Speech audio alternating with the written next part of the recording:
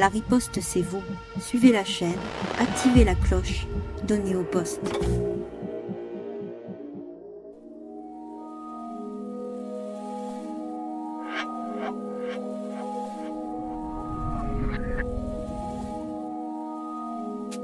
Soutenez-nous sur auposte.fr.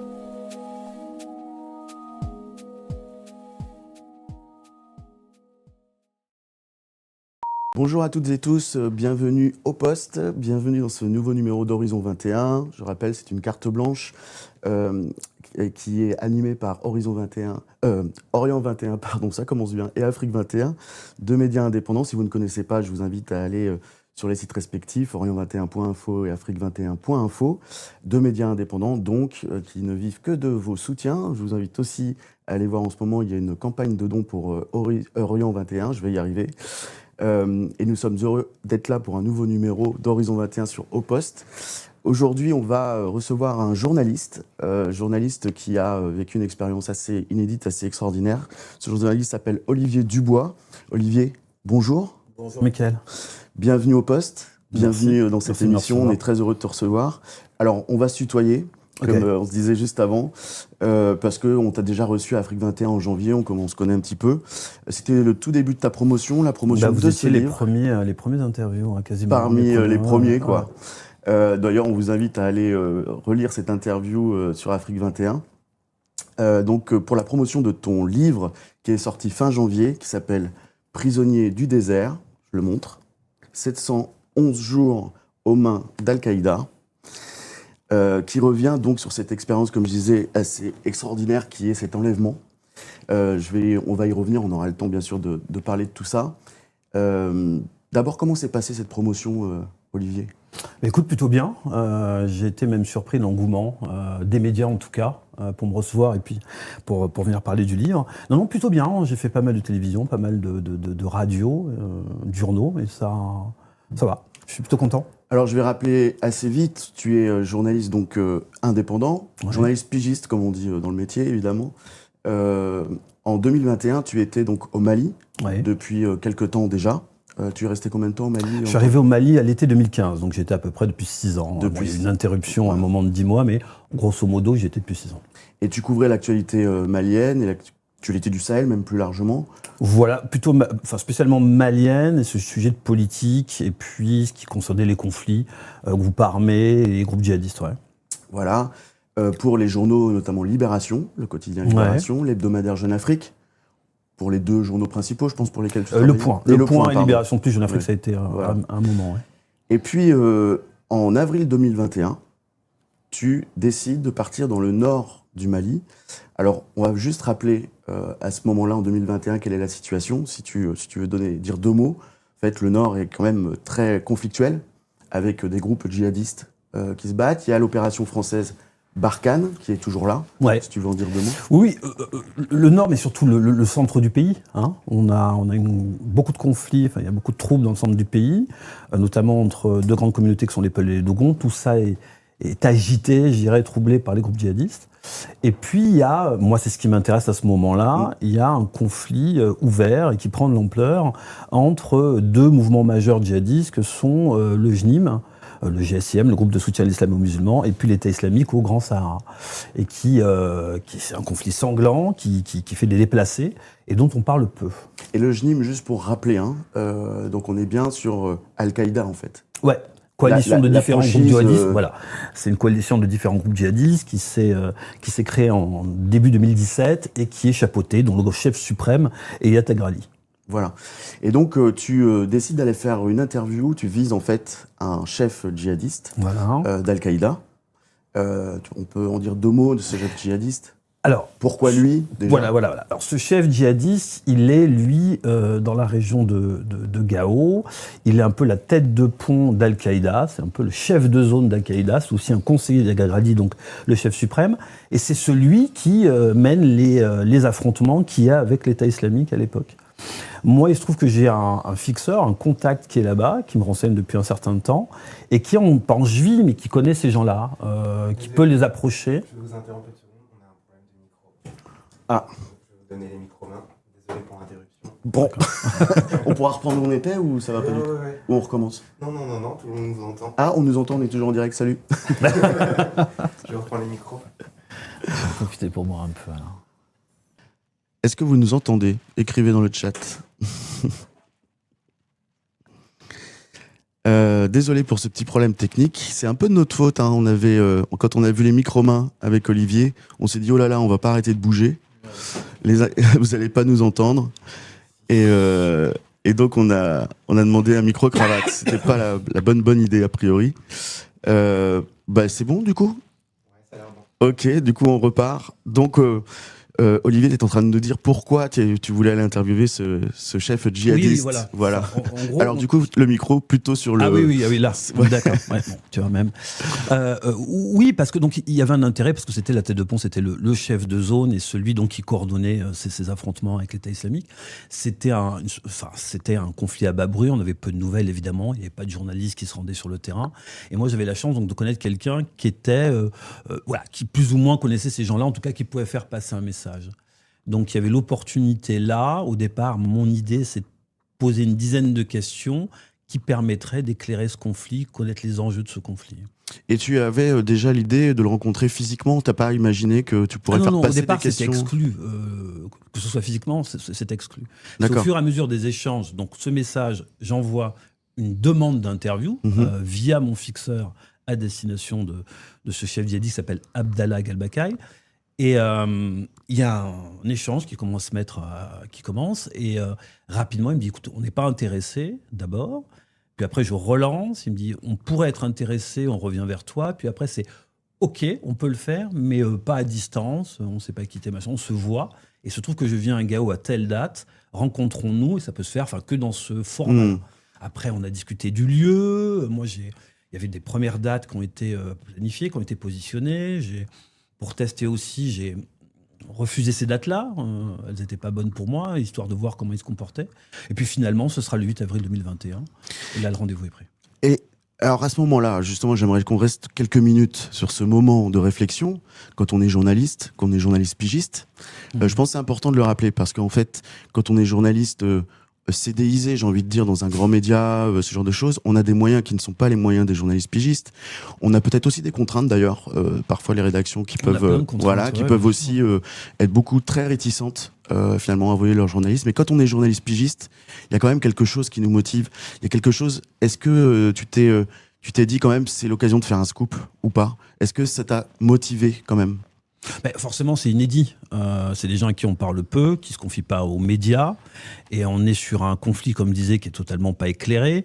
Le boulot d'un journaliste, c'est quand même se trouver là où les gens ne peuvent pas être, et essayer de ramener une information avec une forte valeur, quoi. Donc évidemment que c'est passionnant, évidemment qu'on a envie de le faire, et évidemment que ça peut être un scoop. Oui, évidemment, ça fait partie aussi de la chose, quoi. Dans ton livre, quand tu racontes ce moment où tu vas partir, donc à Gao, t'as quand même plein de choses qui te traversent l'esprit. T'es quand même pas serein, en fait. Mais on n'est pas... il faut pas l'être. Moi, je pense que le fait de se poser des questions, ça engendre de la prudence. C'est quand même, il faut quand même se poser des questions. Il ne faut pas se dire, ok, tout va bien se passer. Enfin, moi, en tout cas, c'est pas comme ça que je fonctionne. On ne peut pas être serein. On va voir quand même un personnage qui est très sulfureux, dangereux, sur son territoire, dans une ville où il y a eu quand même pas mal d'attentats, qui est une vraie passoire quelque part. On n'est pas autorisé normalement en tant que journaliste à sortir de Bamako, à aller dans le nord. Je fais ça sans filet. C'est que mon seul filet, c'est la confiance que j'ai en mon fixeur. Donc il y a énormément de questions à se poser. Comment tu bordes ça, justement? Tu le dis à un moment donné, je crois que tu expliques que tu as vraiment tout réfléchi, bordé, mais concrètement, comment tu te bordes? Quelque chose comme ça, on ne peut pas le border à 100%. On peut s'assurer d'avoir tout ce que ce type de...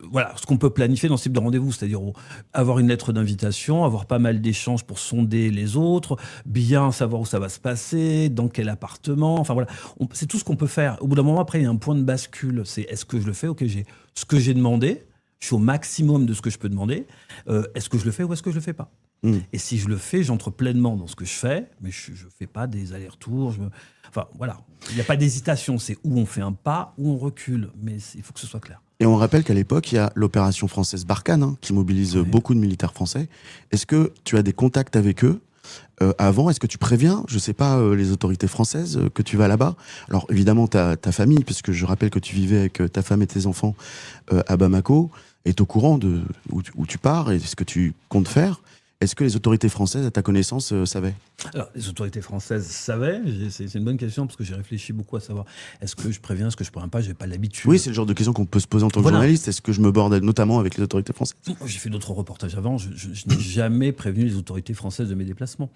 Là, c'était suffisamment quand même. Tu sais ça. Puis j'avais eu une discussion avec quelqu'un de l'ambassade à l'époque qui m'avait dit quand même, Olivier, tu pars comme ça, tu dis rien. La moindre des choses, c'est que tu nous préviens quand même. Et c'était quoi, quelques semaines avant, parce que j'avais fait un autre reportage avec un groupe armé en février, avec un autre groupe armé, j'avais pas prévenu, puis on m'avait un peu tapé sur les doigts pour ça. Et d'accord. Oui, parce qu'il faut rappeler qu'à l'époque, il y a déjà il y a des enlèvements, il y a des otages déjà au Sahel. Oui, quelques mois avant, il y a eu la libération de Sophie Petronin, par exemple, puis de Soumaïla Cissé, le chef de l'opposition malienne. Ouais. Et puis bon, on sait que dans le Sahel, il y a beaucoup d'Occidentaux, d'étrangers qui se sont déjà fait enlever. Donc oui, j'appelle la veille l'ambassade de France, le consulat de France à Bamako. Et je leur signale que le lendemain, je vais m'envoler pour Gao. Je dis pas pourquoi, mais pour y faire un reportage, une interview. Qu'est-ce qu'ils te disent? Et ils me conseillent formellement de ne pas le faire. Ok. La personne que j'ai au téléphone à ce moment me conseille formellement de ne pas le faire.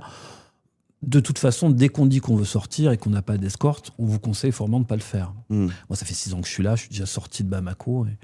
Et c'est pas des conseils qu'on écoute. Toute la carte, en fait, du Mali est en rouge. Je crois que Bamako était en orange à l'époque. Donc, ou vert, je sais plus.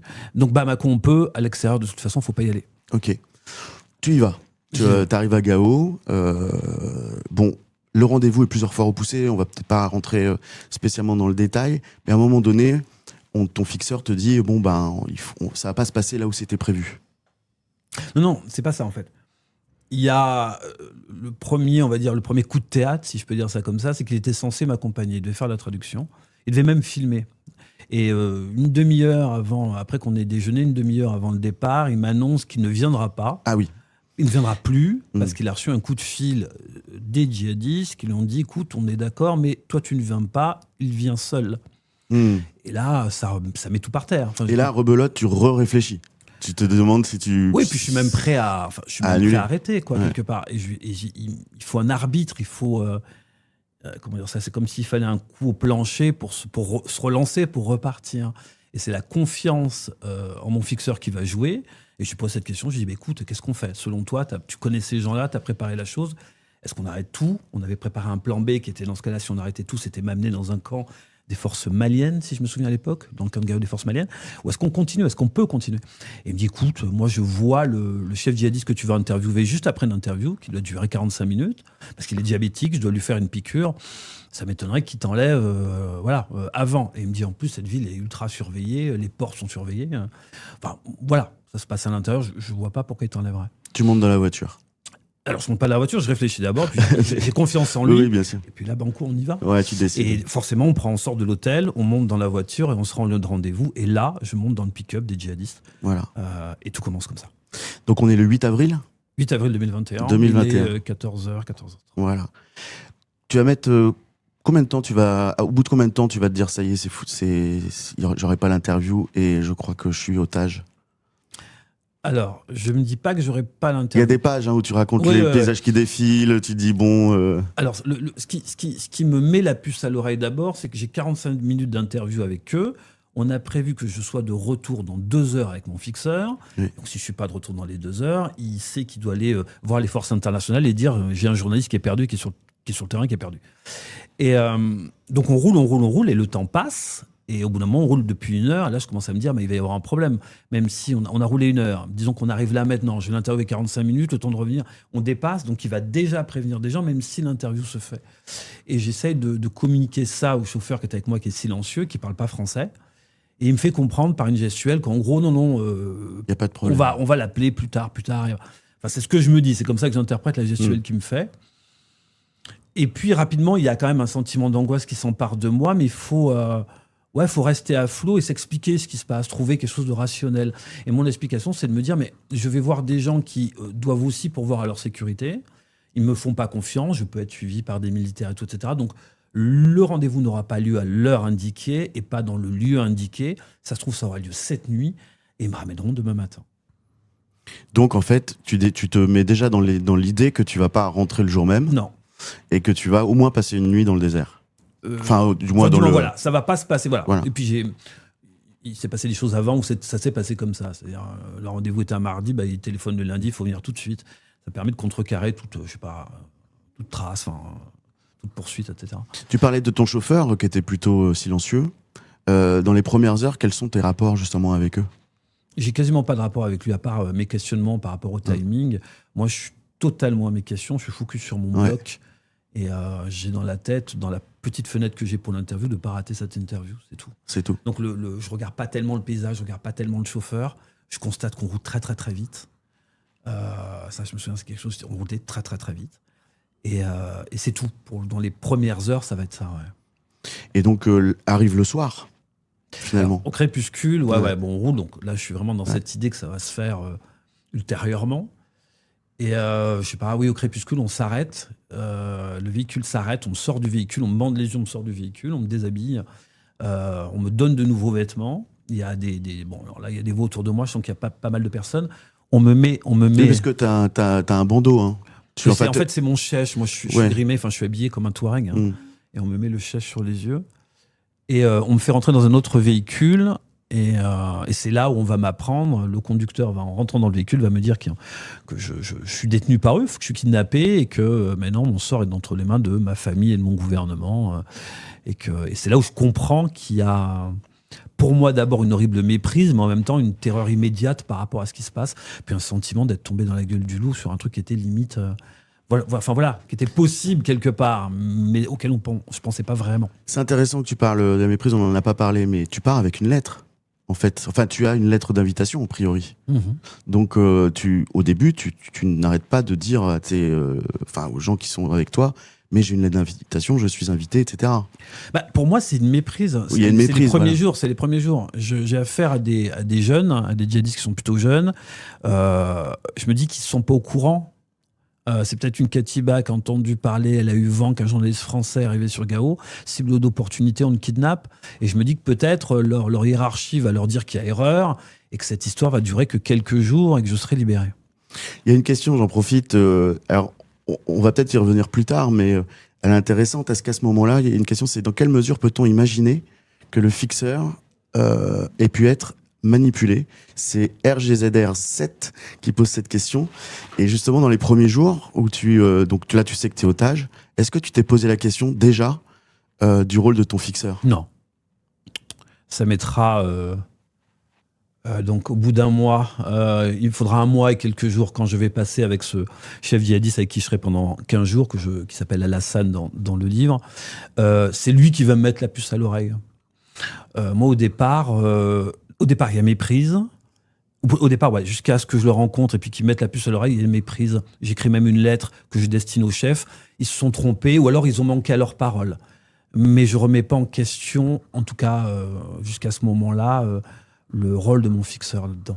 Et ça, c'est quelque chose qui te turlupine. Manquer à leur parole, c'est pas quelque chose qui te semble logique, en fait?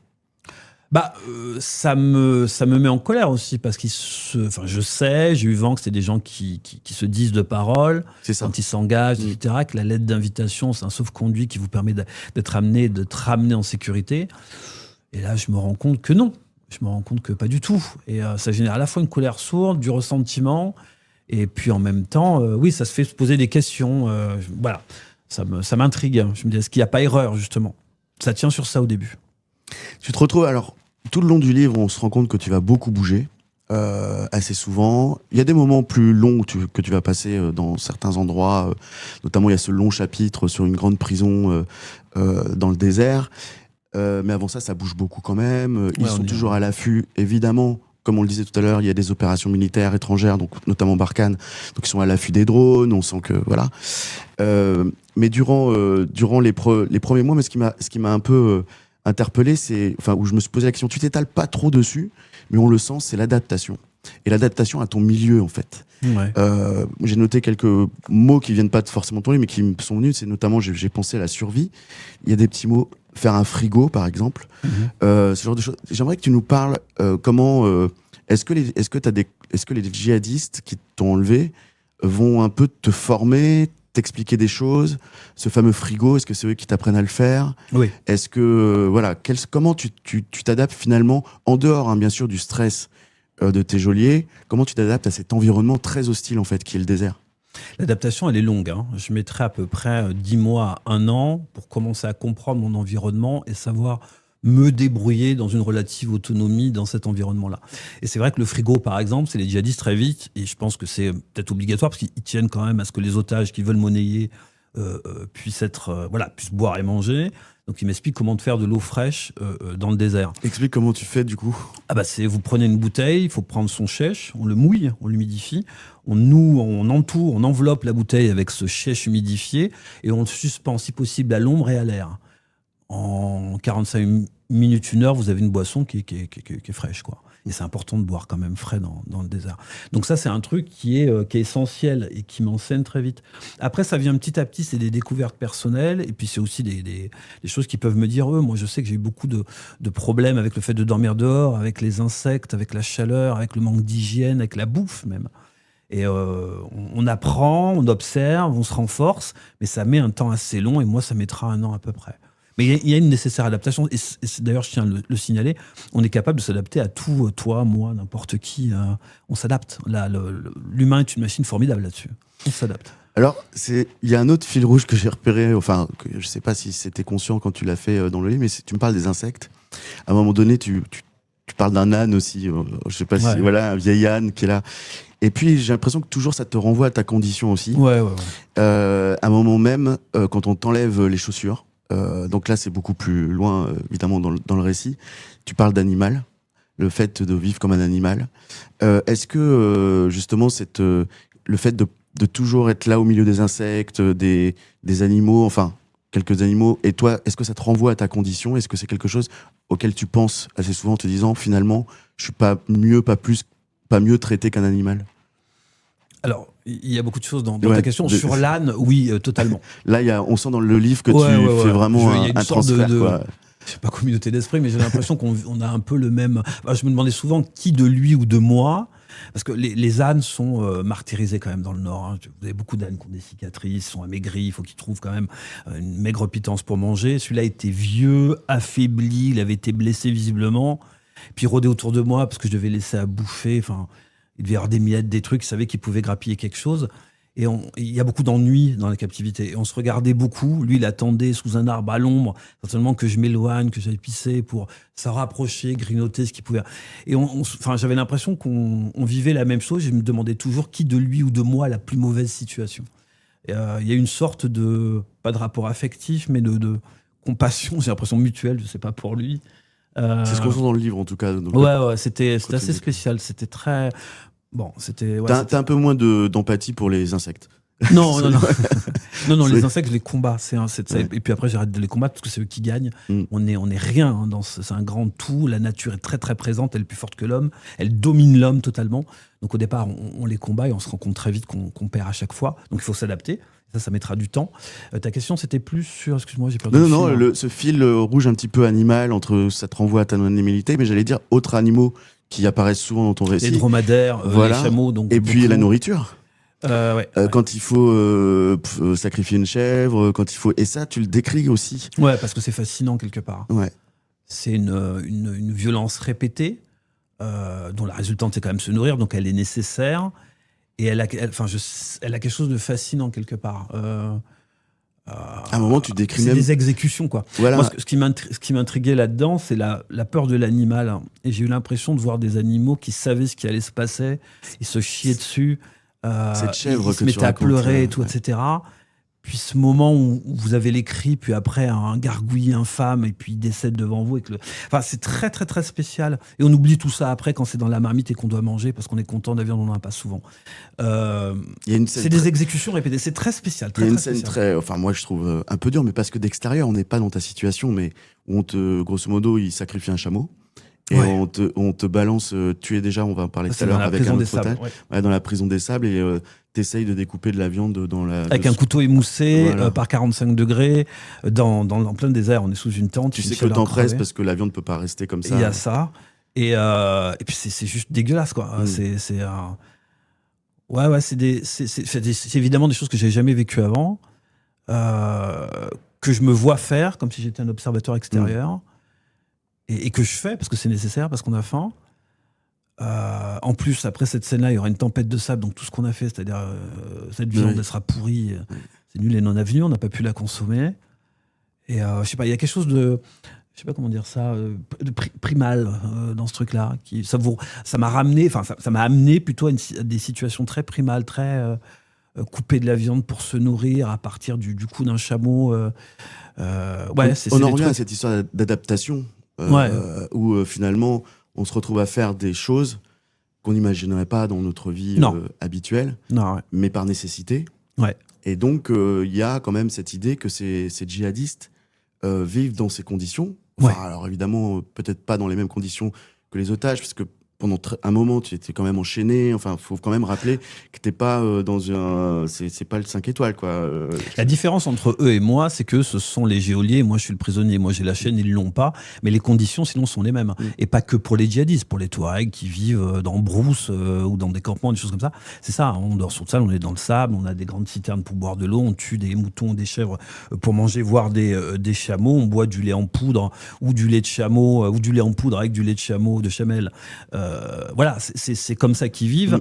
Ça se rajoute à la violence de la situation pour nous, enfin pour moi occidental, mais pour eux c'est normal. Pour eux, voilà. Et du coup, je me suis fait une réflexion à un moment donné quand tu discutes avec eux, parce que on va le dire tout de suite. En fait, quand à un moment donné tu bascules, enfin tu sais que tu vas rester un moment. Enfin tu sais pas. Au début tu te dis ça va pas durer éternellement, c'est une méprise. Mais il y a quelque chose que tu ne perds pas, c'est que je suis journaliste et le temps que je vais leur donner, il faut que ça me serve à quelque chose. Donc tu peux peut-être expliquer 2 secondes parce que tout le monde ne sait pas. Voilà, tu te dis je vais faire un reportage, quoi, grosso modo. Ce qui est important surtout, c'est pas perdre espoir. Le journalisme, il arrive comme ça, c'est pas perdre espoir, et c'est ne pas se laisser submerger par la captivité. Par le fait que je ne suis rien, je suis emprisonné, je suis enchaîné, on peut me traiter comme un chien. Il ne faut pas se laisser submerger par ça. Et pour ça, il faut s'occuper, il faut avoir un but, il faut se lever avec un but. Et le journalisme, ça me semble être la porte de sortie ou le moyen de résistance le plus adéquat. Parce qu'en fait, je travaillais à 1000 km de là, à partir de Bamako, sur ces gens-là. Je me déplace jusqu'à Gao pour en interviewer un. Bon, ça se passe mal. Maintenant, je suis au cœur du truc. Alors pourquoi ne pas continuer à observer, faire quelque chose? Et puis, c'est un moyen de résistance aussi, c'est un moyen de contrôle. Je ne contrôle pas ce qui se passe. Le fait de pouvoir... en secret, en sous-main, avoir un but sans le leur dire, secrètement faire des notes et tout, etc. J'ai l'impression que je joue ma partition, alors que c'est eux qui mènent cette partition normalement. C'est la petite partie de maîtrise que tu gardes. C'est essentiel. Et puis c'est surtout c'est pour s'occuper l'esprit, savoir un but. Je me lève le matin en ayant quelque chose. Aujourd'hui, je vais apprendre ça. Aujourd'hui, il faut que je connaisse ça. Aujourd'hui, il faut que... Et ça donne un but et ça permet de tenir toute la journée jusqu'à la nuit et rebelote le lendemain. Rebelote. Il y avait une question qui vient de passer, du coup, désolé. Les Oppostiens, j'ai pas vu le nom, mais justement à propos de ça, qui revient au journalisme, qui demandait si le travail, l'interview que tu avais prévu, s'il y avait déjà un deal avec un des journaux pour lequel tu travaillais, et finalement, quelles étaient les attentes de ces journaux? Est-ce qu'ils étaient au courant? Est-ce qu'ils savaient? Non, clairement, les journaux à qui j'ai proposé cette interview n'en voulaient pas. M'ont dit ne le fais pas, c'est pas n'en voulait pas. Non, ne le fais pas. Ne le fais pas. Il y a une vraie différence, parce que trop dangereux. Et bon, c'est déjà arrivé avant. On sait après ça arrive aussi qu'on puisse le faire, on le fait, et puis on peut quand même le vendre. Mais non, j'avais pas le soutien, il n'était pas dealé avec une rédaction. Ok.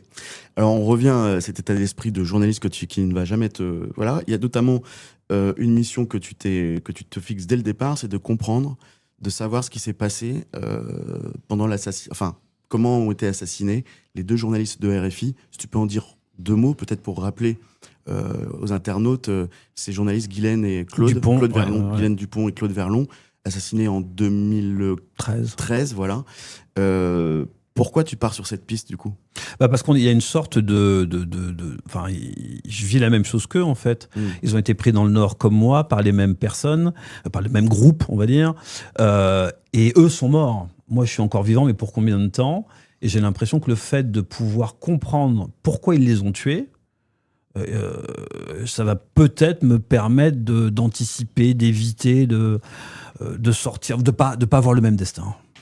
Au final, pendant longtemps, tu te poses des questions, mais tu n'as pas vraiment de réponse. Très peu. Voilà. Ou globalement les mêmes. Après, il y a la barrière de la langue, il y a plein de choses, mais ouais. En gros, c'est une histoire qu'ils connaissent tous. Et c'est ce qu'on me dit très vite. On me dit c'est un secret que pour vous, tous les djihadistes sont au courant de ce qui s'est passé. Ce qui s'est passé. Voilà. Et pendant cette recherche, finalement, tu t'intéresses beaucoup à eux. Tu cherches à les comprendre, etc. Et j'en reviens à ce qu'on disait tout à l'heure par rapport à la dureté de la vie. Il y a quelque chose que tu comprends assez vite, c'est que ils ont un objectif quand même qui est le paradis. Et alors ce que tu décris, alors pas forcément le paradis. Enfin, certains te disent le but, le sacrifice suprême, c'est de mourir au combat ou d'aller se sacrifier.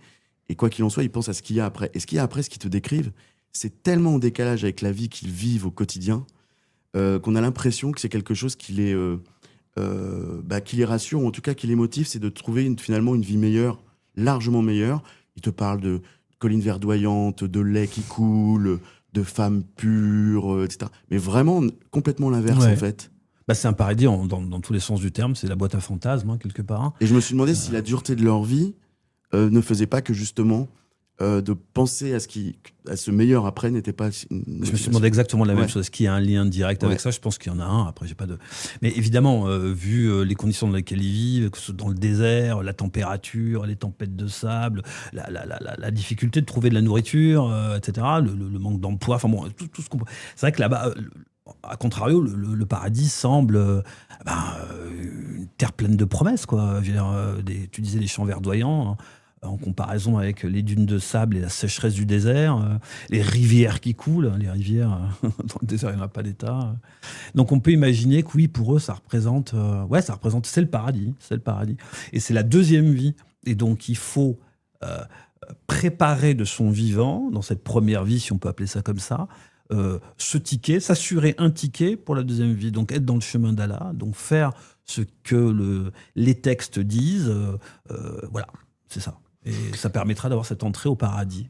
Pendant qu'on est justement en train de parler un peu de leur foi, très vite, tu les appelles les Moudjahidines. Ouais.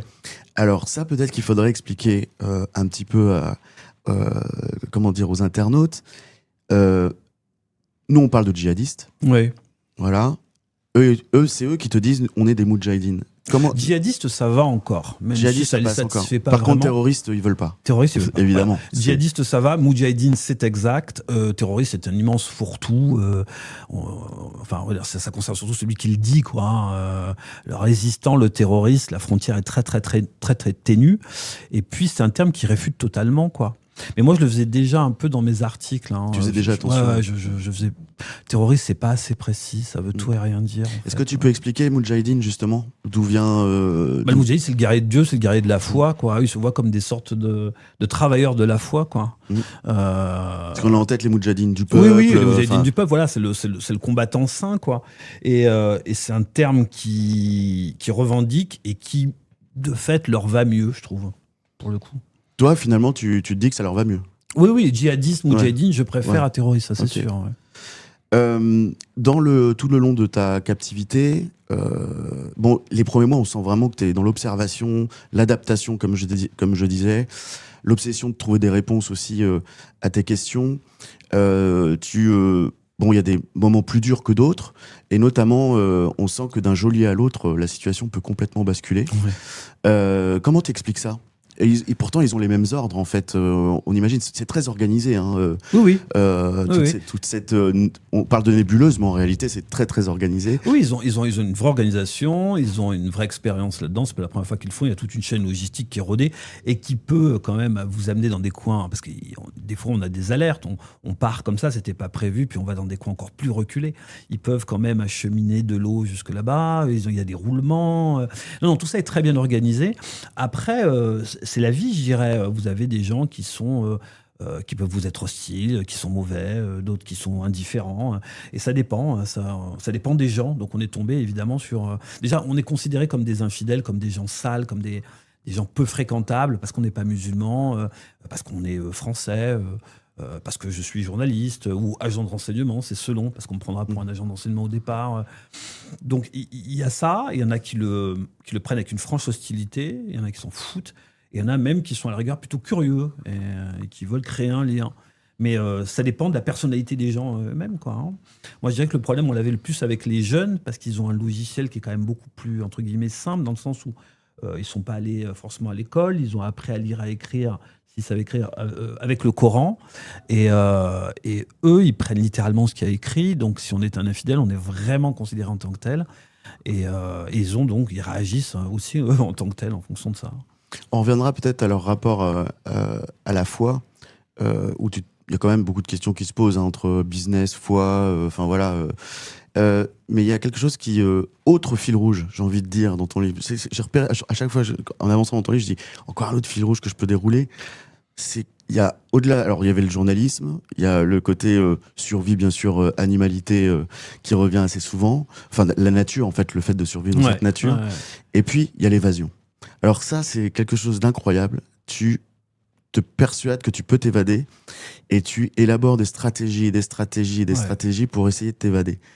Moi, ma première question, et je pense qu'on se la pose aussi, que beaucoup se la posent, tu parles d'évasion, mais t'as pas peur? Tu te dis pas à un moment donné, si je sors du camp, qui me voit, il me tire comme un lapin, en fait? Si, la peur, elle est là, mais il y a quelque chose qui est plus fort que la peur, c'est l'espoir de s'en sortir. Il y a aussi, je parlais d'une colère sourde tout à l'heure. Quand je me fais kidnapper, je me dis, mais nom de Dieu, ils sont revenus sur leurs paroles, quoi. J'ai l'impression d'avoir été trahi.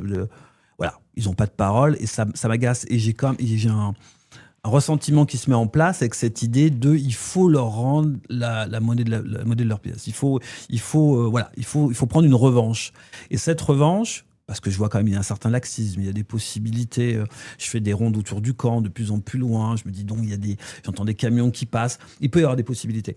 Et je me dis, faut que je prenne ma revanche et que je disparaisse au moment où ils s'y attendent le moins.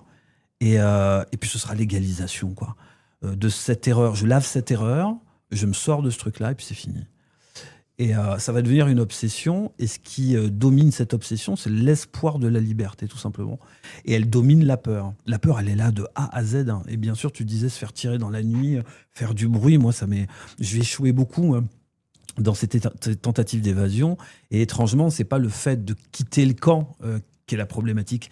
C'est quand on arrête, qu'on se dit c'est pas possible, je suis trop fatigué, ou je n'ai pas trouvé la route, ou il n'y a pas de camion. Il faut revenir dans un bois où eux dorment. Il faut imaginer quand même une sorte de forêt la nuit. Sortir, c'est facile. Y rentrer et retrouver l'endroit où on est dans cette forêt, sans faire de bruit, sans se faire tirer dessus, parce qu'on peut limite leur marcher dessus, hein, on voit rien. Ça, oui, ça c'est la peur constante et qui prend, enfin voilà, qui vous saisit. Si, la peur, elle est là partout, mais elle est dominée par l'immense espoir que ça marche. Et c'est dans ces moments, quand tu décris tes tentatives d'évasion, que le physique devient quasiment central. C'est-à-dire qu'en fait, on sent que tu peines. On a l'impression que pour faire un pas, chaque pas est vraiment une épreuve incroyable. Ouais, parce que moi je me disais, justement, sur cette idée de se faire tirer dans la nuit, donc c'est un bois, il y a beaucoup d'épines, ça fait du bruit, vous avez du bruit comme ça. Et je me dis, mais ce qui va se passer, c'est s'il y a des bruits consécutifs, c'est des pas. Donc s'ils entendent, ils vont se dire c'est des pas. C'est pas le pas d'un chameau, c'est pas pareil. Les chameaux sont très silencieux. Donc il fallait pas faire du crch, crch, crch, crch. Il fallait faire crch. On attend. 1 minute après, crch. Donc vous imaginez le temps pour faire 100 mètres. Pour faire 100 mètres. Mais voilà, faut rester en vie. Il y a la peur qui est là justement, et c'était horrible, quoi. Je restais figé dans la nuit comme ça. Il y a le physique, il y a les bruits, et puis il y a le fait de préparer, de dire, il faut que je tienne au moins une nuit et peut-être une journée dans le désert. Donc préparer de quoi? De l'eau, Ouais, ça se fait petit à petit. Dès qu'ils viennent vous donner à manger de la tadjila, vous en coupez un morceau, vous le mettez dans un pantalon que vous avez transformé en sac. L'eau aussi, vous commencez à la mettre de côté.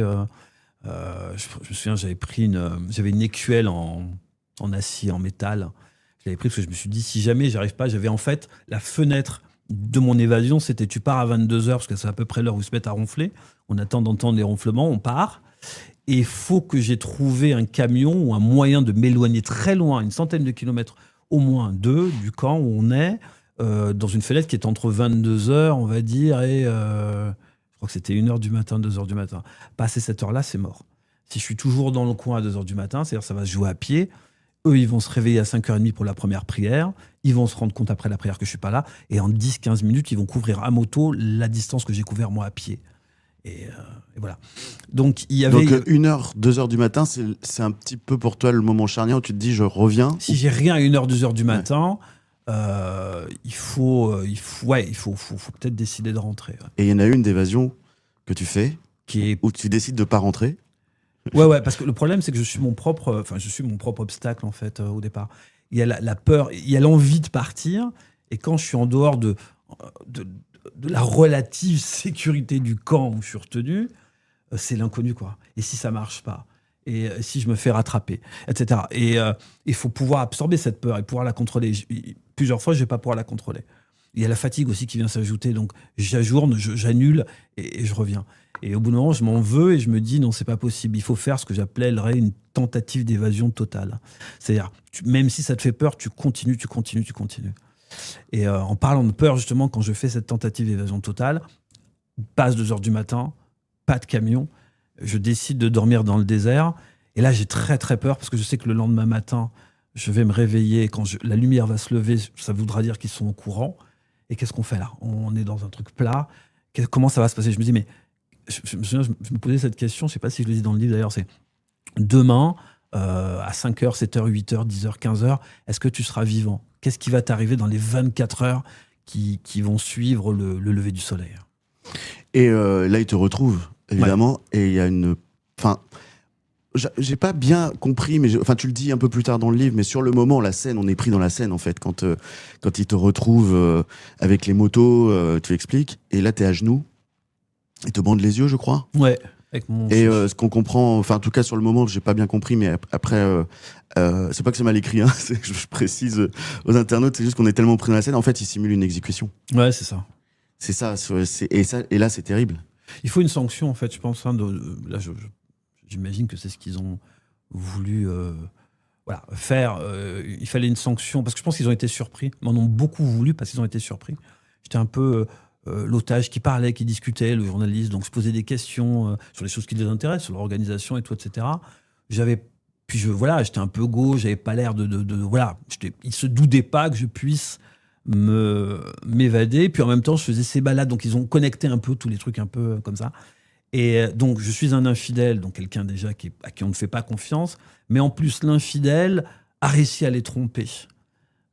Et ça, je crois que pour eux, c'est ça, à partir de là, donc je suis un vrai infidèle, il n'y a pas de faux infidèle, mais je suis réellement ce que je suis. Il faut d'autant plus se méfier de moi, et il faut qu'on me passe l'envie de recommencer.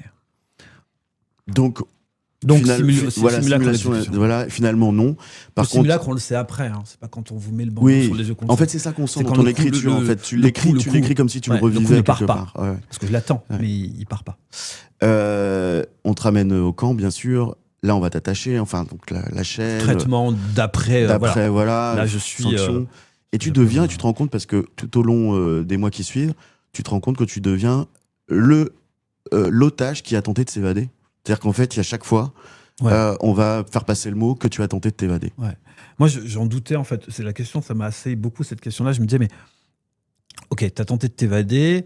En gros, peut-être que c'est la responsabilité des gens qui te gardent et qu'ils auront à cœur de ne pas le dire parce qu'ils pourraient se faire taper sur le doigt. Comment vous l'avez laissé partir en dormant? Et je me suis dit, peut-être qu'ils vont pas le dire, ce qui va me permettre de retenter avec d'autres, puisqu'il y a un roulement de garde tous les 15 jours ou tous les mois. On va attendre les suivants. L'autre va certainement pas dire qu'il a fait une erreur. Je retente la même chose.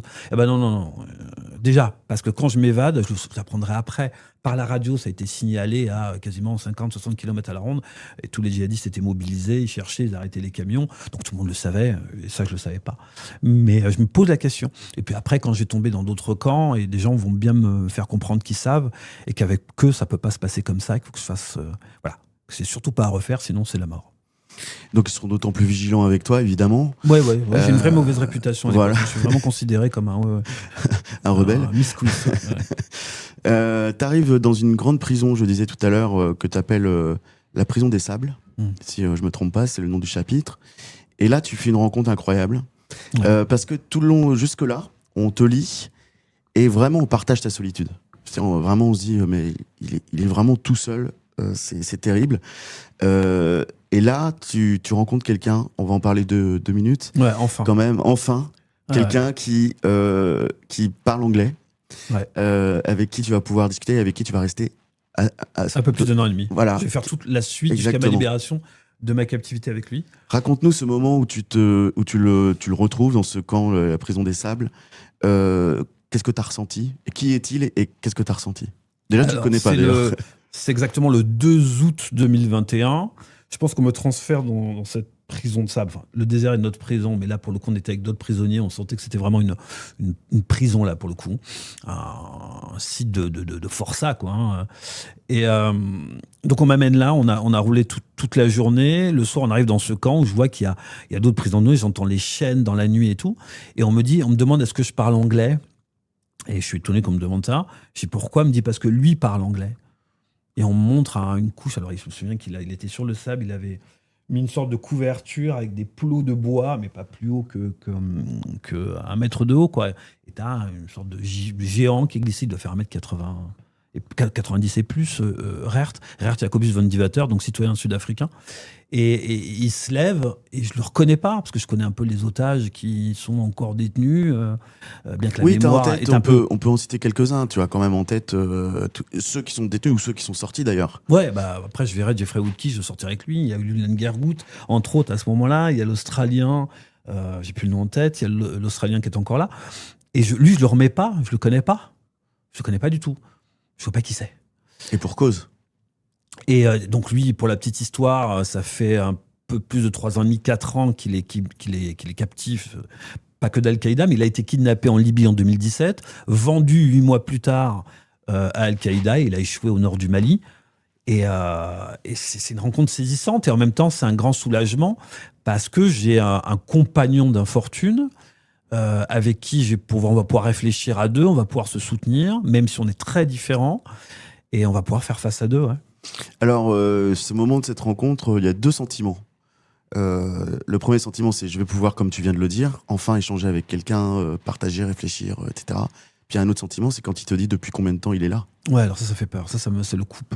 C'est un peu, on a l'impression que ça te coupe les jambes, quoi. Tu te dis, c'est pas possible. Parce que moi, je vis dans l'espoir que soit ça va pas durer longtemps parce qu'il y a mes prises de leur côté, soit je vais arriver à m'évader. Mais en tous les cas, il y a je crée des portes de sortie, quoi.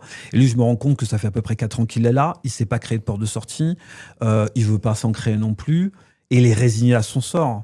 Donc il y a son sort d'ailleurs, pardon Olivier, qu'on comprenne bien son sort, il n'est pas résigné à mourir en fait, il est résigné non. au sort d'attendre qu'une situation, c'est ce qu'il me dira très clairement. Voilà. Il dit non, moi je suis prêt à attendre. J'ai dit mais si ça dure 8-10 ans, tu fais comment? Et si t'es mort, si tu non, bon, il était croyant par ailleurs, et puis je crois que c'était dans son tempérament. Chacun survit comme il peut. Moi, j'étais dans une sorte de rébellion perpétuelle parce que j'avais l'impression d'avoir été piégé, et puis parce que c'est peut-être aussi un peu mon tempérament. Je sais pas, j'ai pas. Lui, non. Mais il n'y a pas de bonne méthode. Lui, il avait fait. Il était à sa 4e année. Moi, j'étais un bleu. Ça faisait quoi? 5 mois, 6 mois? C'est intéressant ce que tu dis par rapport au tempérament. C'est qu'on se rend compte aussi, et ça, c'est très impressionnant, que tu les défies toujours. Tu prends pas un malin plaisir parce que voilà, mais c'est une manière pour toi de résister.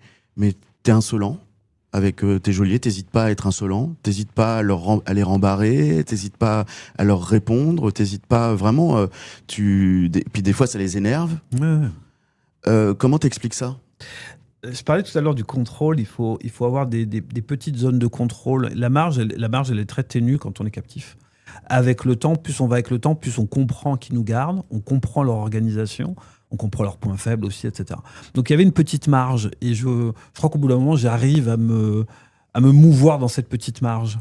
Et l'idée, c'était aussi de retourner la situation à être journaliste, donc pour pouvoir rester à flot, mais aussi ne pas se laisser... c'est un peu le contraire de ce que je décrivais avec Rert. C'est-à-dire, lui, il y avait une sorte de docilité comme ça, de résignation. Moi, c'était pas possible. Il fallait que j'existe et que je puisse reprendre sur des phrases, sur des attitudes, sur des réactions, sur le contrôle à un moment, un peu de pouvoir. J'en avais besoin. C'était salutaire pour moi. Puis il y avait encore une fois cette colère sourde. Je veux dire, puis on est gardé par des gens qui ont 10 ans, 20 ans de moins que moi. Et puis il y a un ras-le-bol de la situation, de la captivité. Enfin, il y a plein de facteurs qui font qu'au bout d'un moment... Ouais, puis je voulais pas rentrer dans le phénomène de terreur, de machin. Puis il y a cette idée aussi que vous avez besoin de moi. Vous voulez quelque chose à travers moi. Donc, Ça en arrive, gros, ouais. voilà, je suis votre... tu veux des chameaux, tu sais que je vais, en me monnayant, tu vas avoir tes chameaux, en fait. Et voilà, c'est inverser le truc. Et pas les voir comme des dominants, etc., mais plus comme des gens qui ne peuvent pas faire autrement que de kidnapper des gens pour avoir de l'argent, les voir plus bas. D'ailleurs, tout à l'heure, la tentative d'évasion totale, le retour, là, il y a quelque chose qui se passe dans ta tête. Tu te dis, s'ils m'ont pas exécuté, c'est que quelque part, Là, j'ai ils ont une vraiment validation voilà, ils ont que besoin. j'ai une valeur. Mais Que tu as une valeur, voilà. mais elle est provisoire, cette validation, parce que ce qu'ils me disent, c'est ne retente pas ça ou on te tue cette fois-ci. Et bah, allez, c'est reparti. La machine à cogiter, elle repart. J'ai de la valeur. Moi, l'idée, c'est peut-on, en gros, hein, pour synthétiser, peut-on... est-ce que moi, je tuerais, si j'étais preneur d'otage, quelqu'un qui est censé potentiellement me ramener des millions si j'arrive à le négocier? Bah, la réponse que je me suis faite à moi, c'est non. Maintenant, je le fais pas une première fois, mais si cette personne-là le refait, il y va de l'autorité, de machin, enfin de beaucoup de choses, est-ce que je le fais? Et là, j'avais pas de réponse. Donc ça marche quand même. Je le referai pas. Même si j'en ai l'idée, j'essaie de le préparer, au final, la volonté, elle est plus là, quoi. Ça a marché, donc. Ça a marché, donc. Et alors, ce tempérament qu'on décrivait va jusqu'à remotiver Gert. Je l'appelle Gert parce que j'ai pas le bon accent, qui était un Sud-Africain, je rappelle. Et donc, tu arrives à lui mettre dans l'idée qu'on pourrait peut-être s'évader quand même, finalement. Donc, il y a encore cette obsession de l'évasion. Tu dis que ça a marqué quand même. Enfin, tu t'as basculé un peu en te posant des questions, mais quand même, t'essayes avec Gert d'élaborer finalement des choses. Moi, quand je rencontre Gert, je suis encore dans l'idée de m'évader et il représente. Enfin, on est différents. Lui, il sait lire bien, par exemple, l'heure en regardant la lune. Il sait s'orienter avec la lune. Il amène des choses que je ne sais pas faire. Et puis surtout, on est deux, quoi. Donc ça donne encore plus de force pour le faire. Et oui, je vais vraiment essayer de le convaincre, de l'influencer pour qu'il soit dans cette idée-là. Et il va l'être. Il va l'être un peu. Et c'est moi qui vais plus l'être parce qu'il va se passer un événement, un moment qui va me mettre un coup dans le bide et je vais me dire, ok, c'est pas viable. Hein, raconte cet événement justement. L'événement, c'est dans la deuxième prison où on était, celle sous les arbres, il y a deux Touaregs qui veulent s'évader. On apprend qu'ils veulent s'évader et on se voit bien partir avec eux. Ils nous faussent compagnie. Ils nous disent oui, mais un soir, sans nous le dire, ils partent eux-mêmes de leur côté. Et sont récupérés le lendemain matin à peu près à la même heure comme moi. Mais eux, ils parlaient la langue, ils connaissaient le coin, ils savaient où aller, ils pouvaient s'arrêter à un campement. Enfin, si eux n'ont pas réussi, il est impossible que moi je réussisse. Et ça va être la fin du chapitre évasion, on va dire.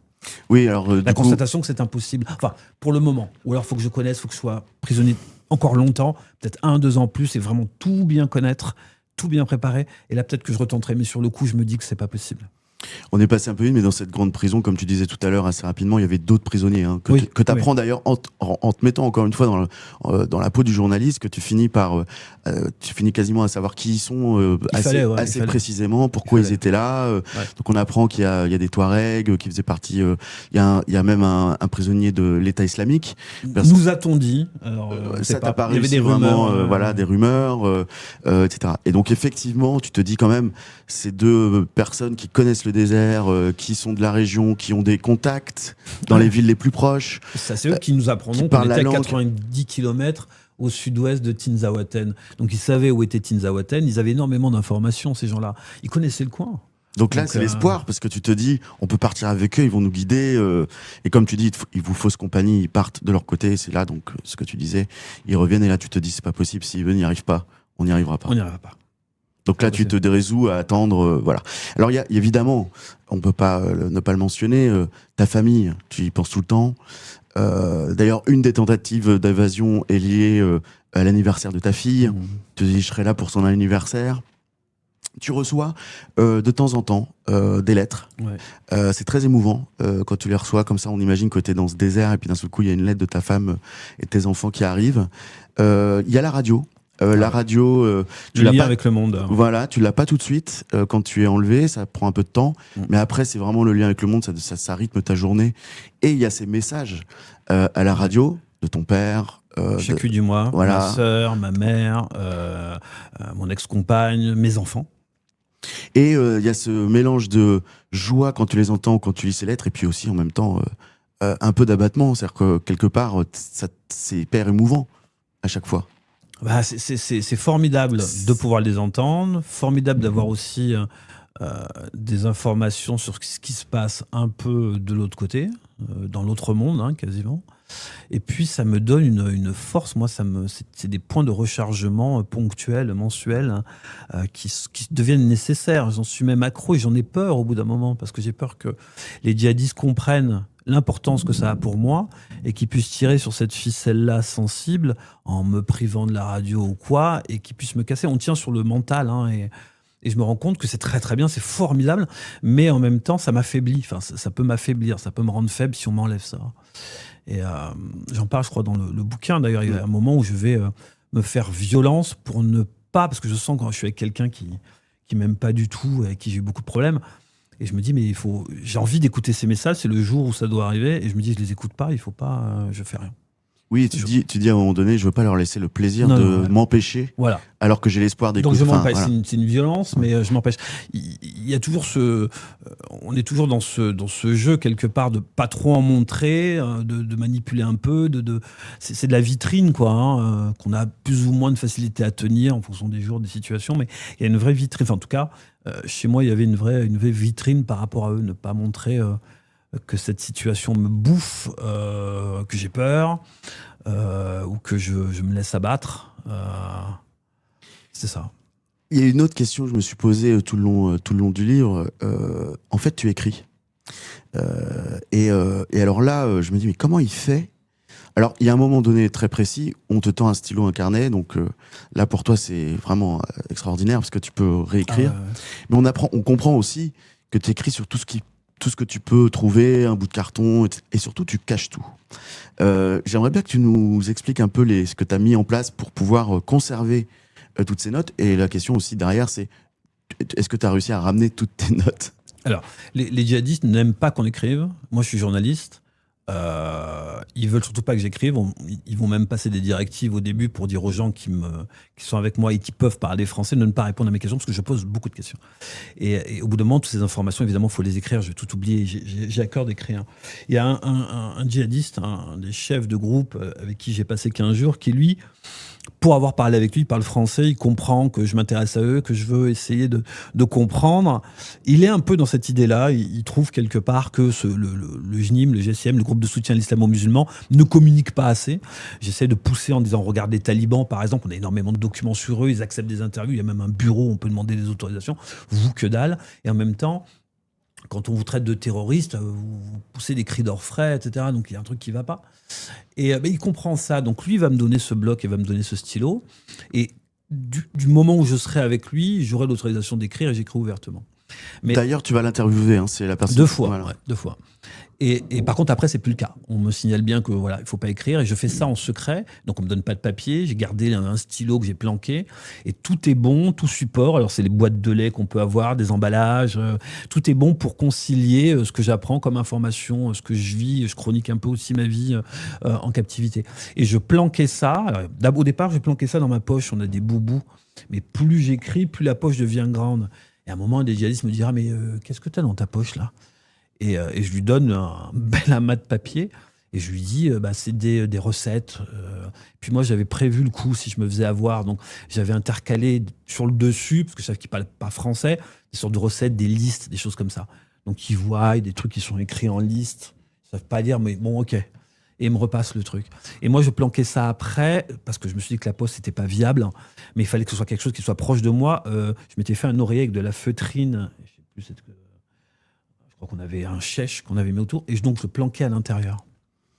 Et tu as réussi à garder tes notes jusqu'au bout ? Ouais, je les ai perdues 2 fois. Miraculeusement retrouvées. Enfin, c'est dingue, elles ont été inondées, elles ont été sous la pluie des tas de fois. Il y a la saison des pluies dans le désert. Et je vais pouvoir sortir avec de façon un peu rocambolesque, mais j'ai passé les 2 derniers jours de profil, parce que je les mettais dans mon boubou. Et les gens, je voulais pas qu'ils voient une poche comme ça, quoi. Excuse-moi. Je voulais pas qu'ils voient une poche comme ça, quoi. Donc j'étais de profil tout le temps. Je parlais aux gens de profil. Je me déplaçais en crabe. Et j'ai pu sortir avec, quoi. Et du coup, ces feuilles, ce crayon, l'idée des journalistes, de recueillir. Alors, je passe assez vite, mais tu recueilles le maximum d'informations sur l'organisation pour comprendre comment ils fonctionnent, etc. Et puis, quand même, à un moment donné, il y a cette histoire de foi. Tu as envie d'en savoir un peu plus. Et donc, juste avant l'émission, on en parlait tous les deux.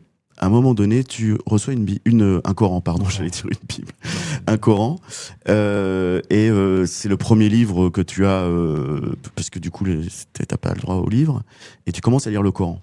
Et tu t'es plongé dedans en te disant, il faut que je comprenne ce qui les motive finalement, que je comprenne un peu, parce que comme tu dis, c'est un peu leur feuille de route, ou leur cahier des charges, ou quelque chose comme ça. Alors ma première question, on va revenir un peu sur ce que tu apprends, mais ma première question que je t'ai posée hors antenne, et je te la repose tout de suite, c'est pourquoi t'as pas lu le Coran avant, alors que justement ça fait des années que tu t'intéresses à ces groupes armés? J'ai pas eu j'ai pas été poussé, j'ai pas eu le désir de le lire parce que j'ai pas été poussé là-bas. Il fallait que je les comprenne et puis ça arrive après la période des évasions.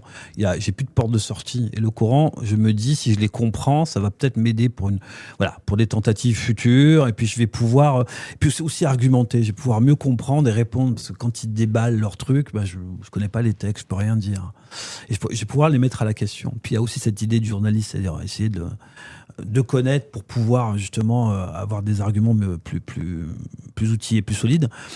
Avant, non, je chroniquais en fait les événements, les situations, les attaques, les victimes, sans essayer en fait de les comprendre quelque part profondément, quoi. Je trouve ça très intéressant dans notre métier finalement, de se dire que pendant plusieurs années, tu as chroniqué, tu as finalement de manière très factuelle, comme tu disais tout à l'heure, les morts, les attaques, les lieux géographiques, les différents groupes. Les victimes, le retour des victimes, ce qu'elles en disent, ce que les gouvernements ont fait ou n'a pas fait. On fait beaucoup de choses périphériques en fait, mais le cœur du truc, on n'est pas sans avoir creusé, finalement, le cœur du truc. J'avais en gros la connaissance, les a priori généraux. Les fous de Dieu, ils tuent au nom de Dieu et ils font ça. Alors, qu'est-ce que tu découvres en lisant le Coran? Au début, c'est une première partie du Coran. Enfin, c'est quelques parties. C'est pas le Coran entier. Voilà, j'ai que la première partie parce que la première édition était en 2 parties, et puis après j'aurai le Coran en entier. Au début, je suis un peu choqué. Je suis un peu choqué de ce que je lis. Il y a certaines sourates qui me choquent vraiment.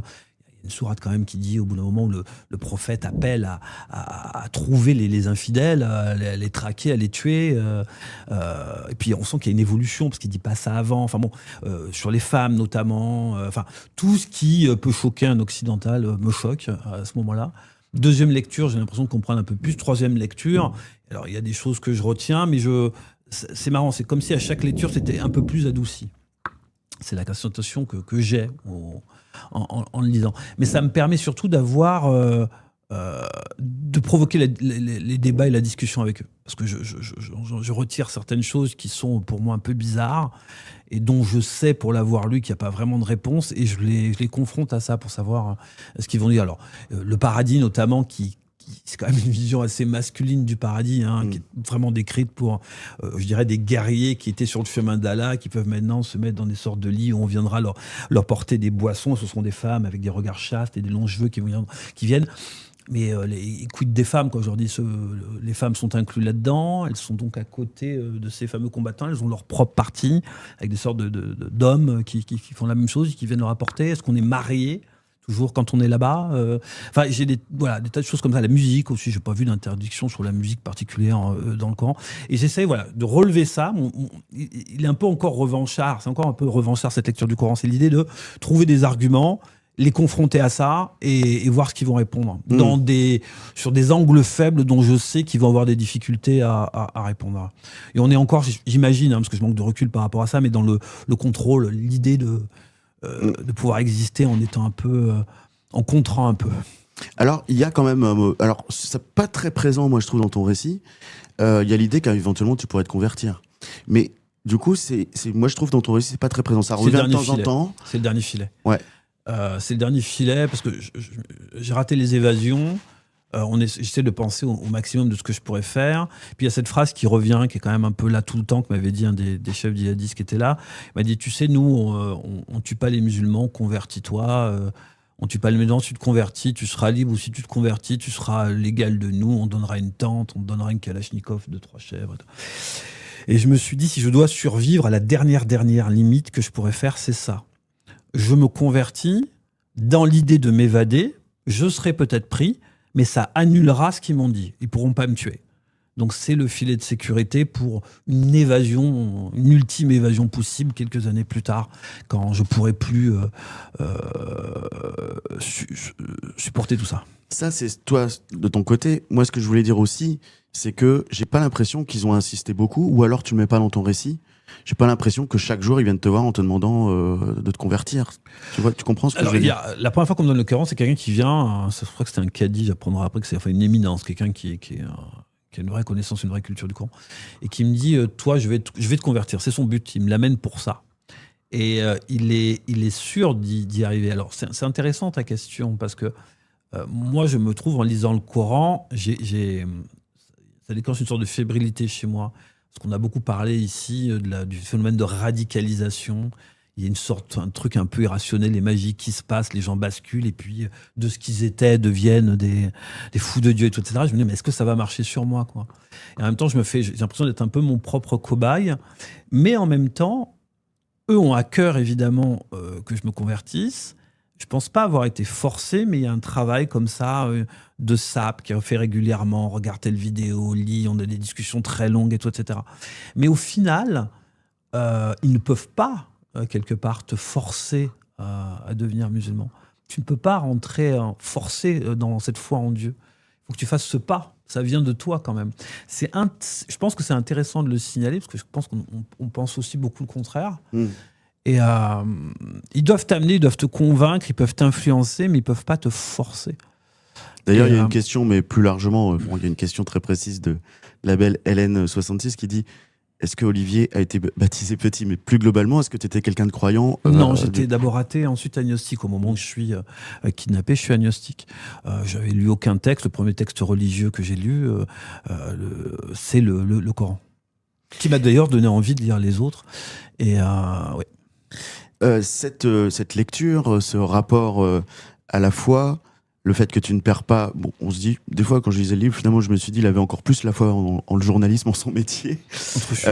Tu l'as dit tout à l'heure, mais c'était il y a déjà un petit moment, tu as fait une demande d'interview assez vite pour interviewer un autre chef djihadiste, et finalement il va se passer, alors là évidemment on arrive un peu sur la fin, mais et ça va rejoindre ce qu'on disait par rapport à la conversion. Tu vas te retrouver finalement avec une demande d'interview qui aboutit, mais pas la personne que tu visais, hein, si je me trompe pas. C'est un peu plus compliqué que ça.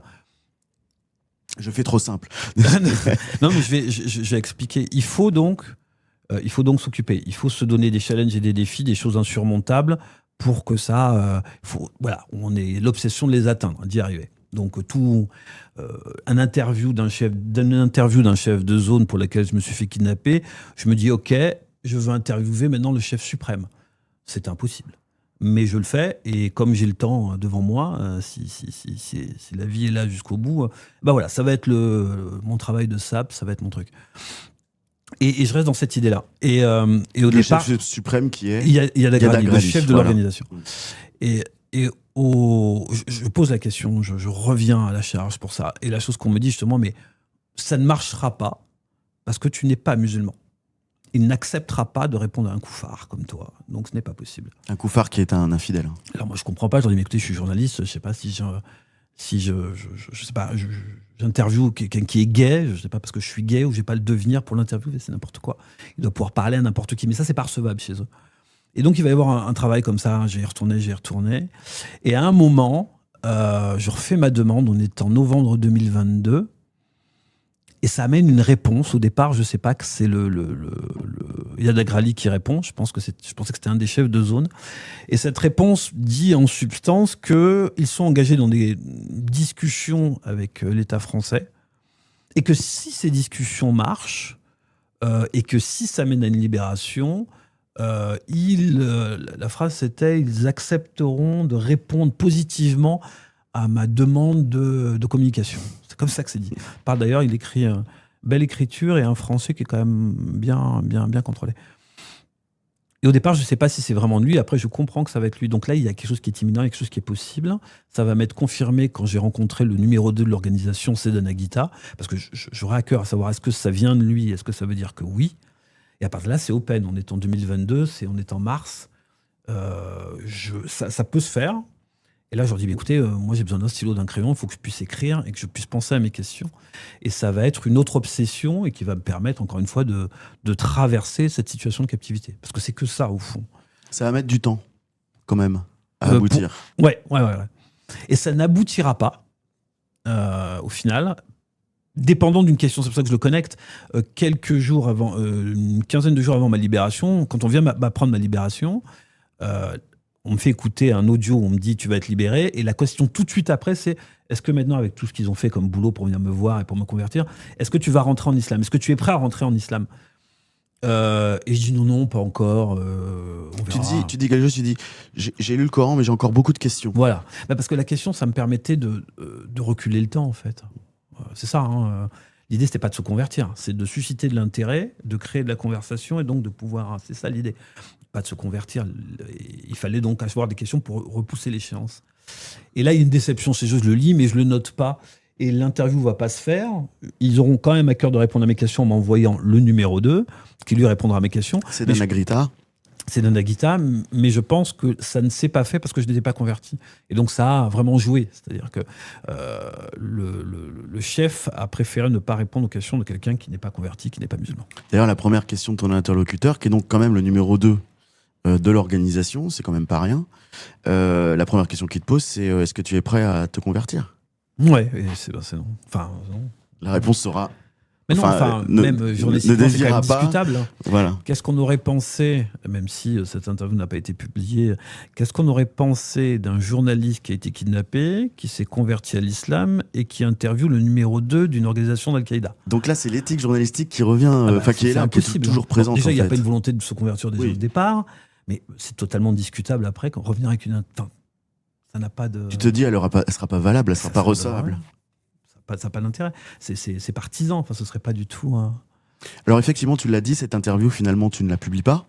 Enfin, dans le livre, ni après quand tu sors. Non, très peu. Voilà. Tu le rencontres à quelle période, pour juste resituer, parce que je rappelle, tu as été enlevé en avril 2021 et tu as été libéré en mars 2023. 11 février 2023 pour le numéro 2. La première fois, 11 février 2023 et 4 jours avant ma libération.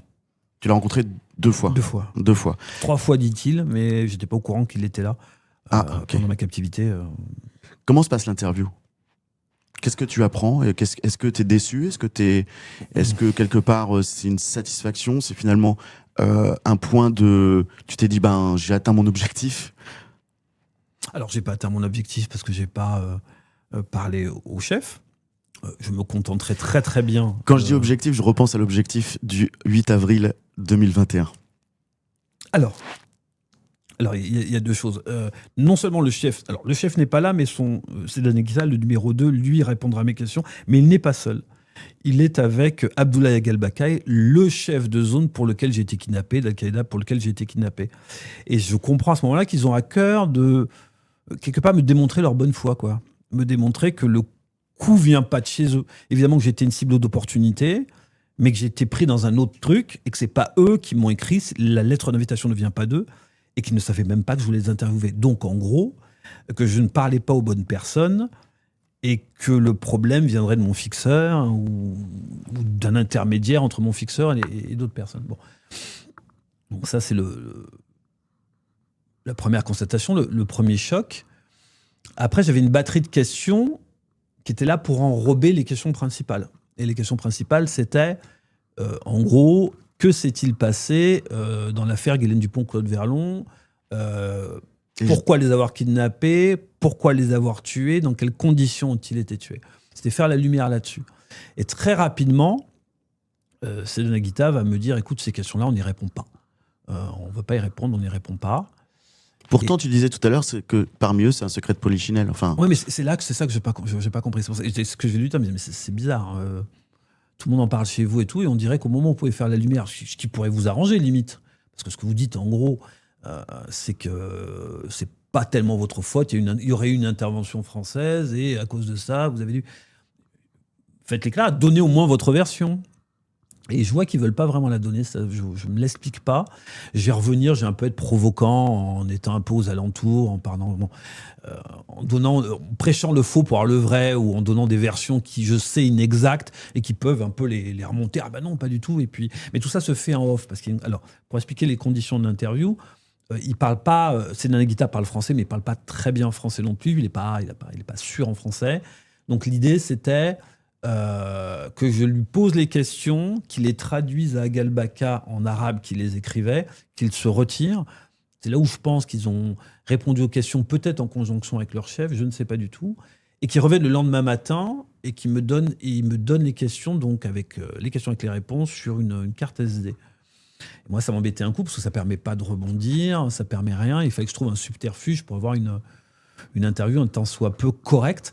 Donc je lui dis, ce qu'on fait, c'est qu'on parle des questions, ce qui permet de générer pas mal de off. Et dans ces questions, dans ce off, où on parle des je sais pas, une quinzaine de questions, ils me répondent. Et moi, tout de suite après, dès qu'ils sont partis, je note ce qu'ils m'ont dit, sachant que ce qu'il y aura dans le document il y aura moins d'informations. Et l'un dans l'autre, j'arriverai à faire quelque chose. C'est comme ça que ça s'est passé. Et le lendemain, quand ils sont venus m'amener les questions, j'ai vérifié avec eux en leur disant, écoutez, en plus elles étaient en arabe, les réponses. J'ai dit, écoutez, on va vérifier que vous me dites bien ça. Dites-moi ce que vous répondez, comme ça au moins. Et puis si jamais je perds la carte, j'avais des inquiétudes par rapport à ça. Et mais t'obtiens pas vraiment ce que tu voulais finalement. Non, il y a des choses intéressantes évidemment, mais non, c'est pas ce que j'espérais. J'avais des questions précises. On va dire, bonne partie de ces questions sont passées à la poubelle. Ils voulaient pas y répondre. Donc on a quand même quelques réponses, mais qui restent... Ouais, on a quand même quelques réponses, mais pas ce que j'espérais. Peu de temps après, tu es libéré. Ouais. Comment s'est passée cette libération? Ou surtout, qu'est-ce que tu ressens à ce moment-là? Une immense joie. On a beaucoup parlé. Oui, voilà, on a beaucoup parlé de ce que tu ressentais sur cette captivité. C'est l'espoir avant, et puis c'est une concrétisation après. Je sais que je vais revoir ma famille, je vais revoir mes enfants. Je vais vivre la liberté, vivre dans un vrai lit, quitter ces conditions de vie. Enfin, c'est la fin, quoi. C'est la fin d'une longue séquence. Et il y a en même temps une peur. Il y a énormément de peur parce que j'ai appris à m'enraciner quand même dans cette réalité, dans cette captivité.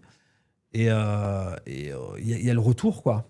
J'ai l'impression de passer du silence au bruit, et il y a une sorte d'appréhension. Justement, ça tombe très bien. Tu as une appréhension. Il y a une question que j'avais vue passer tout à l'heure. Merci de l'avoir remise dans le fil. Je ne sais pas si tu peux la lire. Sur la vie après. Sur la vie après, comment avez-vous calmé en vous la survigilance développée durant votre détention qui a dû vous submerger de signaux, d'infos dans le monde déjà connu dans lequel vous êtes de retour? C'est une excellente question. Ça met du temps. C'est comme un moteur qui s'est emballé et qui va mettre du temps à se refroidir. Évidemment, c'est brutal, donc on passe pas de l'un à l'autre comme ça. Il y a une sorte d'euphorie, on est sur l'adrénaline, évidemment, parce qu'on est libre et qu'on revoit les siens et tout, etc. Et puis vous avez une sorte de contre-coup qui arrive quelques mois après, et vous dégustez à ce moment-là, mais ça a mis du temps, j'ai été suivi psychologiquement, et on continue toujours à le faire, parce qu'évidemment, il y a des choses qui sont plus ou moins digérées, d'autres moins, et il faut en parler, il faut revenir dessus. Sur les conditions de ton enlèvement, est-ce que c'est quelque chose qui a continué à te travailler? Première question. Et j'apporte un élément juste pour les opostiens, opostiennes. Il y avait des journalistes qui enquêtaient pendant que tu étais en captivité pour comprendre, et notamment qui enquêtaient sur est-ce que l'armée française était au courant de ce qui s'est passé, donc Le Monde, je crois, etc. Mais ils n'ont jamais rien sorti tant que tu étais en captivité. Ouais. Quand tu es sorti, ces enquêtes sont sorties. Quelle a été ta réaction? Parce qu'on sent qu'il y a quand même, pas un rôle, mais en tout cas, que l'armée française n'est pas complètement blanche dans cette histoire. C'est quelque chose qui t'a... Est-ce que, t'as été choqué? Ah bah oui. Et voilà. Ouais. Et deux, t'as dû repenser aussi à ton fixeur, évidemment, puisque au cœur de ça, il y a ton fixeur. C'est les pièces du puzzle. Enfin, en gros, ils ont teasé un petit peu ça pendant la captivité. Et puis, ils ont semé le doute dans mon esprit. J'ai parlé d'une validation quand le numéro 2 me dira aura à cœur de montrer que, en gros, ils n'ont jamais délivrer de lettres d'invitation. Et puis, il y a évidemment le coup d'enclume avec, quand je sors, cette série de... D'abord, c'est d'anciens collègues à moi, c'est des gens qui étaient au Mali, des gens que je connais, qui ont enquêté là-dessus. Donc, je les vois avant et ils m'en parlent assez rapidement. Donc là, c'est le coup d'enclume. Évidemment, je ne m'attendais pas à tout ça et je découvre en même temps qu'eux. Et évidemment que j'ai très vite envie de savoir, quoi. Et juste en 2 mots, du coup, parce qu'on n'a pas précisé le contenu de ces enquêtes, mais en gros, ton fixeur faisait du renseignement ? Voilà, il ne parlait pas qu'à moi. Moi, j'ai eu peut-être aussi la naïveté de penser qu'il me renseignait que moi. Il renseignait aussi une cellule de renseignement de l'armée sur le même personnage, parce que cette cellule, l'armée ou cette cellule de l'armée ciblait ce personnage. Essayer d'avoir des informations sur lui, de le suivre et certainement, je sais pas, de le neutraliser ou de l'appréhender en tout cas. Et il y a une sorte de... je suis arrivé dans un jeu construit quelque part. Moi, je voulais l'interviewer. On avait des militaires français. La force Barkhane était là pour lutter contre les terroristes, qui aussi ciblaient cette personne. Donc, il y a une sorte de croisement, quoi. On s'est rejoint, ou plutôt moi, j'ai rejoint quelque chose qui était déjà en place depuis un moment. L'objectif des Français, je vais résumer, mais c'était finalement de se servir de toi pour localiser, c'est ça ? C'est toute la question. J'en sais rien. C'est en tout cas ce que dit la série d'articles que j'ai pu lire. Non, c'est quelque chose que j'ai pas établi, c'est que j'ai pas encore vraiment fouillé cette chose-là, mais c'est ce qui est en tout cas suggéré dans les articles, les différents médias qui ont couvert cette affaire. Tu as avancé ensuite sur cette piste ? Non, parce que quand vous sortez de captivité, vous avez à cœur de retrouver les vôtres, vous réinsérer dans la vie, et puis de mettre derrière soi ça, quoi, d'abord. Ça revient plus tard, quand j'ai commencé à écrire le livre. Évidemment que je me pose la question par rapport à ça, mais je manque totalement d'éléments. Et puis il y a tant à dire sur la captivité, d'abord, qui est quelque chose que j'ai vécu, que je connais. Ça ne veut pas dire que cette partie-là ne m'intéresse pas, mais j'ai pas plus d'éléments. Par contre, celle-là, il fallait déjà que je la raconte, il fallait que je la sorte pour moi, pour ma famille, et puis pour les gens que ça intéresse. Alors, pour terminer ce super entretien, merci Olivier. Justement, ce livre, je le montre une nouvelle fois. Prisonnier du désert, 711 jours aux mains d'Al-Qaïda. Je ne veux pas me tromper, chez Michel Lafon, pas confondre les 2 éditeurs. Ce livre, est-ce que tu as eu l'idée tout de suite de l'écrire ? Est-ce que c'était où il a fallu du temps pour que tu t'y mettes ? Ou est-ce que c'était déjà un objectif ? C'était quelque chose de... Je pense qu'on t'a posé 1000 fois la question, mais je la repose, c'est pas grave. Non, moi, je ressors de la captivité avec des notes que je touche pas. Donc, je sors en mars 2023. Je commence vraiment à pouvoir reconsulter ces notes au début de l'année 2022. Pardon, Olivier, donc les notes sur les bouts de carton, Ouais, c'est ça. Tu gardes ça tel quel ? Le livre en est nourri, clairement. J'en mets d'ailleurs quelques-unes dedans. Et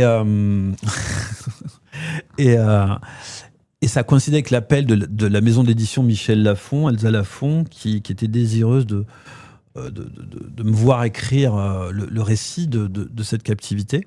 Et moi, j'avais ça, je ne savais pas quoi en faire. Est-ce que j'en faisais des articles ? Est-ce que j'allais disséminer ces informations petit à petit dans des articles ? Est-ce que j'en faisais un livre ? Tout journaliste a envie d'écrire un livre.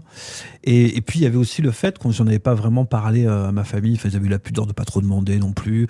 Alors, évidemment qu'on parle de 2-3 trucs, mais j'étais incapable de répondre. Et c'est un peu ce que font les gens, c'est-à-dire de répondre à la question, alors, qu'est-ce qui s'est passé ? C'était comment ? Puis c'est comme si vous deviez entamer une grande dissertation.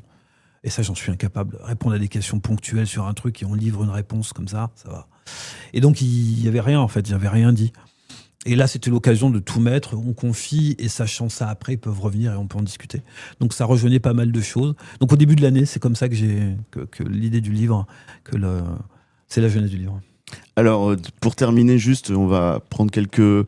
Alors bon, il y a une question, mais du coup, tu en as parlé assez vite. C'est Claude Papy qui dit quel a été son suivi psychologique après sa captivité. Donc, tu l'as dit, tu as été suivi. Je suis suivi toujours. Tu es toujours d'ailleurs suivi psychologiquement, parce qu'on n'en sort évidemment pas indemne. J'en profite pour donner une info, parce qu'on a parlé de Gert, on l'a un peu perdu après dans le récit. Voilà, qui a été libéré lui aussi. Voilà, en décembre 2023. Ouais. Voilà, quelques mois après. Après quasiment 5 ans, un peu plus de presque 5 ans. Ouais, c'est assez extraordinaire. Et puis, il y a une réflexion plutôt. Ça t'a fait sourire, mais j'aimerais bien que tu rebondisses dessus de Supa Murgeman, qui dit c'est assez classique de la part du renseignement de suivre de près les journalistes pigistes dans ce genre de contexte. Alors, je ne sais pas qui est Supa Murgeman. Ça se trouve, c'est quelqu'un de la DGSE hein, qui te... mais ou peut-être pas. Mais on fantasme beaucoup là-dessus. Qu'est-ce que t'en penses, toi, sur cette réflexion? Sur le fait que j'ai été suivi. Alors, toi, personnellement, mais de manière générale, est-ce que tu crois que les journalistes pigistes sont régulièrement utilisés ou suivis par les services de renseignement? Parce qu'il y a beaucoup de fantasmes quand même sur cette Alors, question. je sais pas si c'est juste les journalistes pigistes, on va dire les journalistes en Les général. journalistes en général, Est-ce qu'ils sont suivis je pense que quand un citoyen français, qui plus est journaliste, se rend dans une zone où il n'a pas une zone dangereuse, une zone d'opération, il y a de fortes chances, oui, qu'il puisse être, oui, quand même un peu surveillé, savoir ce qu'il vient faire là, qui il est, mais pas que par les services français. On pourrait parler des services maliens, qui devaient être aussi, j'imagine, des observateurs dans ce rendez-vous, dans ce qui se passait. Donc, oui. Oui. Et puis une dernière question que je trouve très intéressante pour conclure. C'est encore Claude Papy qui demande y a-t-il eu des discussions avec d'autres journalistes qui ont été en captivité? Il rappelle Florence Aubenas qui travaillait pour le même journal que toi, Libération, Georges Malbruno, et puis j'ai envie d'élargir même avec d'autres otages Oui. des groupes voilà. Pas avec Malbruno ni avec Aubenas, totalement ouvert à ça d'ailleurs, mais c'est pas arrivé. Par contre, avec d'autres otages, on est rencontrés, oui, et évidemment qu'on a eu des discussions parce que on est passé dans les mêmes zones et on a des souvenirs communs. Enfin, on a des situations, des événements, des souvenirs communs et puis des contacts communs. Enfin, certains des djihadistes étaient aussi avec eux, les ont gardés. Je parlais d'Alassane, il en parle, il me le dit. Il a gardé Serge Hadjirevic, il a vu Edith Blay, il a vu Soumela Cissé. Enfin, voilà, c'est les mêmes groupes, c'est les mêmes gens à différentes époques. Et d'ailleurs, c'est très intéressant. Je trouve qu'on a chacun une partie de ce qu'est la captivité dans ce type d'endroit avec ces gens-là. Et je pense qu'il y a quelque chose à rassembler, quelque chose à faire avec ça. On détient chacun une expérience et une partie de cette réalité qui pourrait se raconter de façon très intéressante. Ok, merci Olivier d'être passé au poste. Merci à vous. Pour l'émission Horizon 21. Je rappelle, Horizon 21, une émission de Orient 21 et Afrique 21, de médias indépendants, que vous pouvez soutenir en allant sur le site. Orient 21 fait actuellement une campagne de dons. Seuls nos lecteurs nous lisent, nous sommes indépendants comme au poste. On compte sur vous. Je remonte une dernière fois le livre d'Olivier, Prisonnier du désert, 711 jours aux mains d'Al-Qaïda. Récit passionnant sur cette captivité hors norme. Merci beaucoup. On vous retrouve après l'été, parce qu'on va faire une petite pause sur cette émission. Ce sera certainement une émission avec Orient 21. Et d'ici là, portez-vous bien et continuez de soutenir la presse indépendante. C'est hyper important actuellement. On ne cesse de le dire. Soutenez-nous et bon vent.